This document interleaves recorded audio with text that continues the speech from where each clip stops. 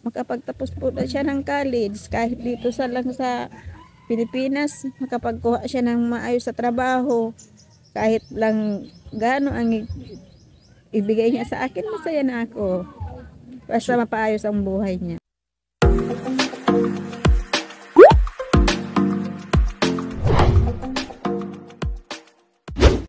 Yun, mapagpalang araw mga kalingap, mga kababayan, ano, ayan na, nandito akong muli kila Jebilin. At susubukan natin na kausapin yung kanyang teacher para makapasok muli sa kanyang school.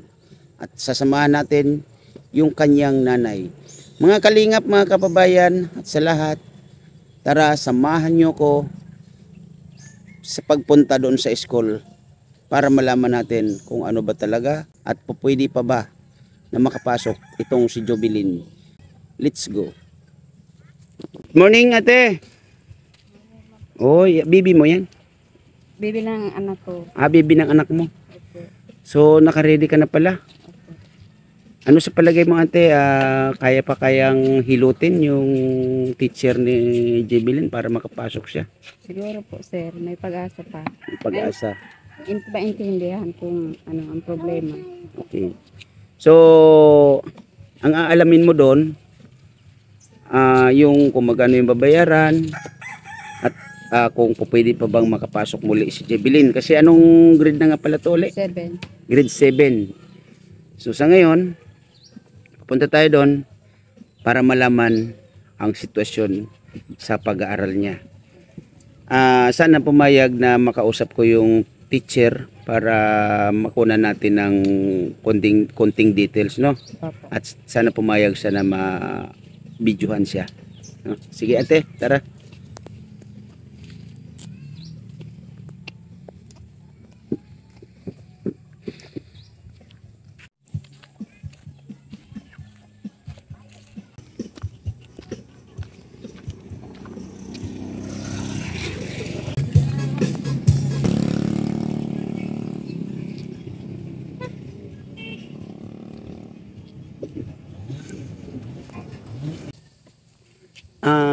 Ate Mary Jean, siya ka na medyo naano ko kanina kasi may pinuntan pa ako, no?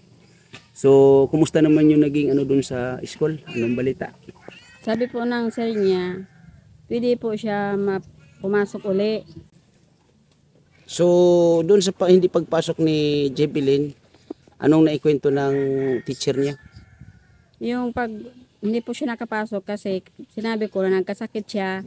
Tapos, sabi ng teacher niya, bakit hindi agad ako nagpaalam? Sabi ko, nagpadala naman ako ng excuse letter sa kaklase niya. Siguro, hindi naman binigay. Kaya di niya nalaman. Ngayon, gusto pa magkapag-aral na di Jebilin. Kung tinanong ko kung pwede pa siya pumasok, sabi niya, pwede daw. Yung attendance lang daw. Tapos yung birth certificate na maipapasa na. So, yung birth certificate ay meron ka na nun, ate? Wala pa yan po nung yung PSA. So birth certificate kasi nila noon na dyan lang sa munisipyo. Palagi ako na mamasukan. Sila kumukuha ng birth certificate nila. Pinadala nila sa paaralan. Grade 2 pa lang siya noon. Hindi na kinauwi yung original na birth certificate niya. Pinaalongkat ko pa doon sa munisipyo. Wala na daw siyang record. Kukuha na lang ng PSA. Nung bago talaga. Opo. So, saan nyo kukunin yan? Sa Legazpi. Malayo-layo. Opo. Magkano naman yung magagastos niyan? Siguro 250 ang pagkuha sa opisina. Mamasahe pa. Magkano yung pamasahe papunta ron? 120. Pwera na ito sa habal-habal. Ito sa habal-habal, 150. Mm-mm. 50. 50. Opo. Plus to, doon sulto, Legazpi, 120. Okay. So, yun yung pinakakailangan. Opo. Hindi mo ba kinumusta na ang pag-aaral ni Jebilin kung okay ba, maayos ba, ano ba yung mga grades niya, ganon? Hindi mo ba inalam? Medyo hindi naman masyado matalino itong bata ko. Mm-mm. Medyo okay lang yung grade, sakto lang. Hindi gaanong matalino. Opo. Ganon.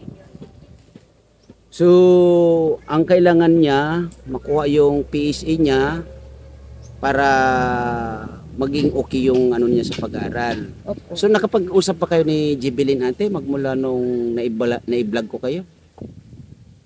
Ano bang napag-usapan ninyong mag-ina?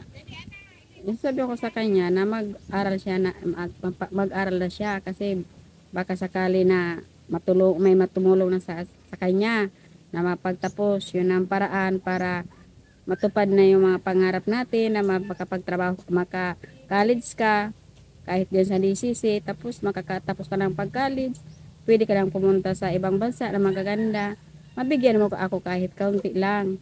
Basta yung buhay mo maging maayos na. So, nung tumigil ba itong si Jebelyn sa pag-aaral niya, ano yung mga napapansin mo na ginagawa nitong anak mo ate? Dito na lang po yan sa bahay, nangunguha na lang kami ng nyog, nangungupra lang, kupira-kupra namin. Tulong-tulong na lang siya dito. Hindi naman siya masyado lumalabas. At saka dito kila Ate Merlin, dito siya, tumrabaho na siya. Doon siya namasukan. Opo. So paano yan kung ito ngayon siya makakapasok hindi na muna siya or hindi na talaga siya pwedeng mamasukan or Opo. magtrabaho Hindi na. kasi magpo-focus siya sa pag-aaral. Opo. So nandito ba si Jebelyn? Andito po. Bilen! So ngayon na Jebelyn na mag-aaral ka ng muli. Ano yung nararamdaman mo? Masaya po. Masaya ka. Okay. Siyempre masaya ka nga kasi ano ba talaga buo ba sa yung kalooban na ikay mag-aral muli? Para saan mo gagamitin ang iyong matatapos sa kasakali? So, pangarap ko po Ano yung pangarap mo? na makatrabaho ng mga makapapunta ng ibang bansa. Diyan ba sa school mo, ano ba yung mga kailangan diyan? Meron bang mga binabayaran diyan? Sa mga binabayaran sa ning aralan na yung sa meeting po nila mama na 200 pesos daw yung babayaran daw. Tapos So, kailan pa ba yung 200 pesos na yan na sinasabi mo na hindi nababayaran? nung November pa yata yung pag-meeting nila mama. November pa. Okay. So, kailangan bayaran yan ngayon. Opo. Okay. So, ano naman yung mga nagagawa mo dyan sa school? Meron ka bang mga sinasalihan na kung ano man? Running po tas yung running po tas yung mga pasayaw. Runner o running or sprint. Ano ba yun? Sprinter. Ano ba yun? Nakalimutan ko na yung tawag yan. Or sa madaling track and field. So, nakapag-training ka na.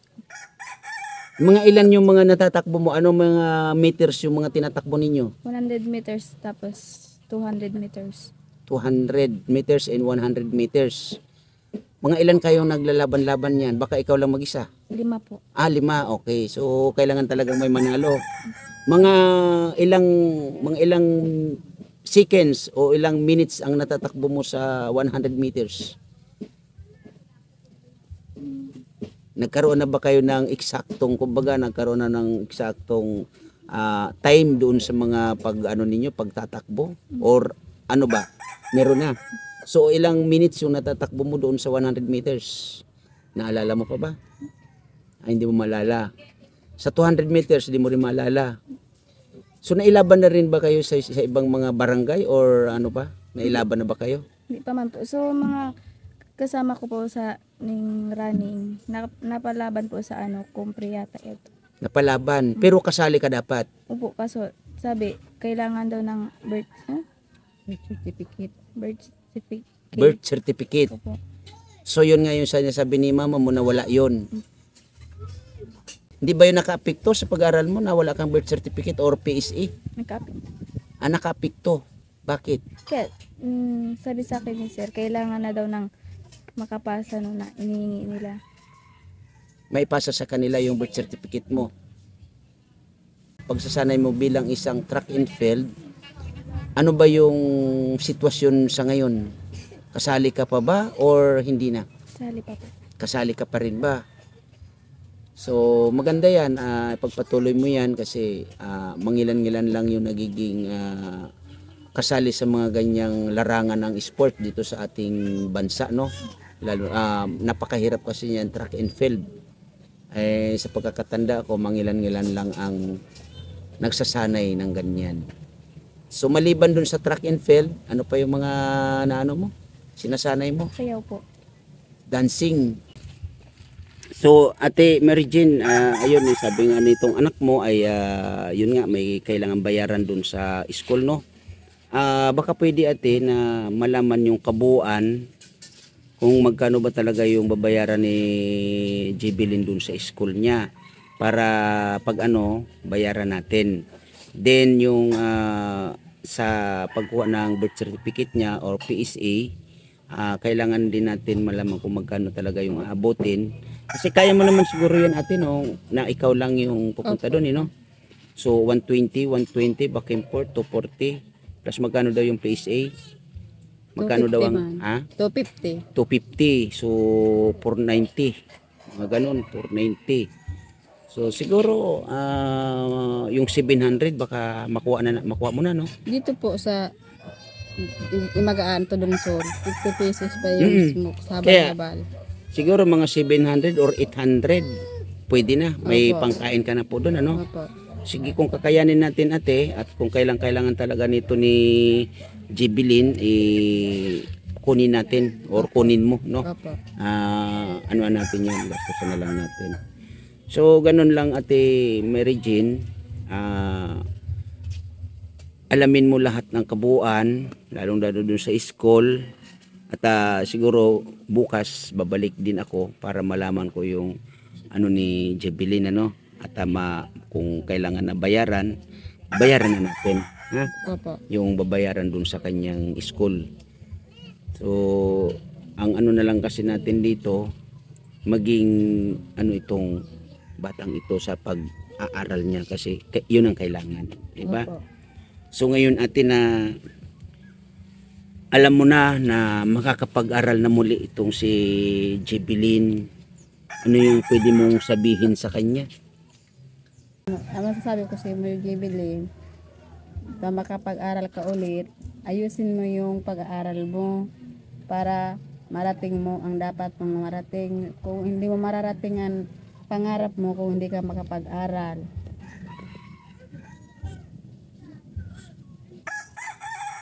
Ano naman na may sasabi mo kay mama mo, Jebilin?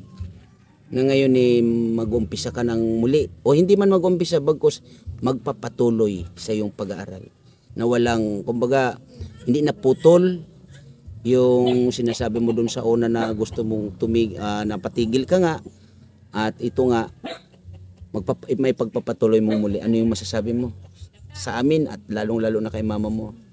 Salamat. Yan. So ganun dapat mong gawin. Ipagpatuloy ang pag-aaral kasi di ba yun ang pangarap mo, makapagpatuloy ang pag-aaral para ikay makapag-abroad. Bakit abroad yung una mong napili? Wala na bang ibang way para hindi lang yung abroad? Ano pang additional na mo? Baka meron pa, baka pwede malaman namin. Maliban mo sa pag-abroad, ano pa yung plano mo? Kahit dyan lang po sa Manila. Kahit dyan sa Maynila. Mga yung tao sa Maynila, di mo ba alam? Magaganda at mga gwapo ang tao sa Maynila. Paano yan? Kaya mo bang makihalubilo sa mga tao doon sa Maynila? Tsaka magagaling magtagalog doon. Kaya mo na bang ipagpatuloy ang pagtatagalog mo?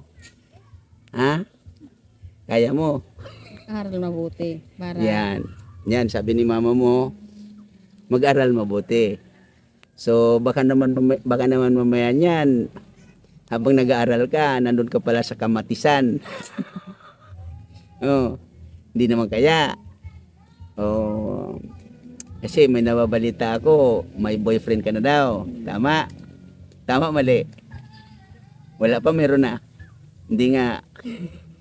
Yun ang sabi. Siyempre, nagtatanong-tanong din ako dito kung ano ba ito si Jebilin. Nag-aaral ba itong maigi? Ay, may nababalita, may boyfriend ka na daw. Ano ba talaga yung totoo? Tagal na po yun. Matagal na. O, so mayroon. Buhay pa ba? Buhay pa ba? So, ganun lang, Jebilin. Kailangan mo ipagpatuloy yung pag-aaral mo, ha? Huwag kang mag-alala. Si mama mo, alam ko naman na gagabayan ka ni mama mo. Okay? So, yun, Ate Mary Jane. Basta ganun lang. Bukas, babalik ako dito para kung ano yung babayaran sa school ni Jebilin, bayaran natin, ha? Maraming salamat po sa inyo. Matulungan po yung anak ko. Mapag-aral ulit siya. Ayan, Ate Mary Jane, ito pala ay galing kay Yay. Yan. Pasalamat na lang kayo kay Miss Yay. Salamat po, Miss Yay, sa pagtulong sa amin. Ang anak ko makapag-aaral uli. Katapos man lang po siya ng college. Para matulungan po niya ako kasi dating ang panahon. Tatanda na din. Lahat na lang. Paano kung lahat na lang na anak ko hindi makapag-aral? Nag-asawa ng maaga. Kaya sana hindi na matulad itong anak kong isa si Jebilin. So, ang pangarap mo kay Jebilin ay makapagtapos, ate. Opo, makapagtapos po na siya ng college. Kahit dito lang sa Pilipinas, makapagkuha siya ng maayos sa trabaho. Kahit lang gaano ang ibigay niya sa akin, masaya na ako. Basta mapaayos ang buhay niya. So, hindi mo hinahangad na magkaroon siya ng trabaho para kumbaga, mabigyan ka ng malaking halaga. Hindi po. Yung ano mo sa kanya ay para sa kanya mapabuti. Ito siya. Opo. Yun, maraming salamat, Ate Jennifer, no? At wag po kayong mag-alala. Hanggat kaya natin, kaya ng inyong mga nakapanood sa inyo, kakayanin at aabangan ang kwento ninyong magina, no? So ngayon, Jebilin, yun nasabi ng mama mo. Anong masasabi mo kay mama mo uli? Salamat po. Yan, basta mag-aral maigi, ha. So ganun, bukas babalik ako rito ng umaga at sana maisabay ko na lang ikaw sa pagpasok ng school. Sabagay malapit lang naman ang school dito, ate, na. Opo, panapasok na po siya. Pinapapasok na talaga siya by bukas. tomorrow. Opo. So papasok ka na pala talaga bukas. So lalabas na naman yung iyong kapangitan. Oh, di ba? Ayan, pasalamat ka. Ano ba pangalan ng sir mo? Salamat po, Sir Nixon. Sir Nixon. Yan, Sir Nixon, salamat at sa inyong mga kasama diyan sa school. So yun, mga kalingap, mga kababayan, nakakuha tayo ng magandang balita dito kay Jebilin. At by tomorrow ay si Jebilin ay makakabalik ng muli sa kanyang pag-aaral at maraming salamat sa kanyang advisor. Oo, at lalo na sa school na kanyang pinapasukan.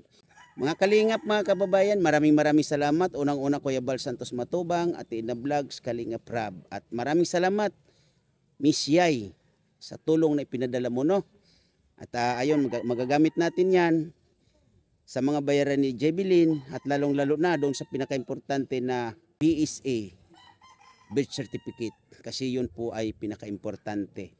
At tayo ay nagpapasalamat din, Lisa 67 Vlog, Chunila Reyes, Lani Wonder Woman, Tita Iman Pam Channel, Mil Lapitan Hong Kong, salamat din Dialabs Official, Mama Sinya Vlog, at shout out sa Team Rico, Team Solid, at maraming salamat sa Lahi Community. At maraming salamat din sa iyo, Maestro 21 TV. At sa mga OFW natin, mga kababayan, lagi po kayo mag-iingat kung saan man po kayo naroon mga bansa, no? Mga kalingap, mga kababayan, maraming salamat and God bless us all. Bye-bye.